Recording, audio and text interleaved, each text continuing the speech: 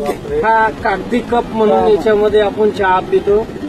या कागदी कपाच्या आतून प्लास्टिकची एक लेअर असते। ती लेअर आणि कागद बांधण्यासाठी बिपेन नावाचं केमिकल वापरलं जातं। हे बिपेन नावाचं केमिकल कॅन्सरला निमंत्रण देतं आणि भारतीय शास्त्रज्ञांनी सांगितलेलं आहे। आता बरेचसे लोक म्हणतात हा तर कागदी कप आहे, याच्यामुळे काय होणार आहे? ते एका कागदी कपात चहा पिल्यामुळे 25,000 मायक्रोकन प्लास्टिकचे आपल्या पोटात जातात एकदा पिल्यामुळे।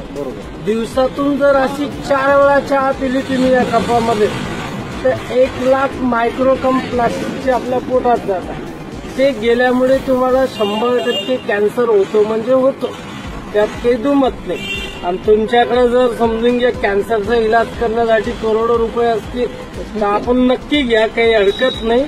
हा कप जर फाडून पाहिला तुम्हाला प्लास्टिक दिसणार नाही, पण हा कप जर तुम्ही असं पाण्यामध्ये भिजवला आणि याला थोडंसं असं स्क्रब केलं तर बघा मी तुमच्या समोर दाखवतो तुम्हाला। आणि हे जे प्लास्टिक आहे ते वितळतं आणि वितळल्याच्या नंतर चहाच्या वरती एक थर येतो। आपल्याला असं वाटतं की हा पत्तीचा थर आहे का, चहा घट्ट झाली म्हणून थर आला का, दूध साईचं होतं म्हणून थर आला का, असं आपल्याला वाटतं। तर ह्या सगळ्या गोष्टी बोलायचा भात बोलायचा कडी आहे।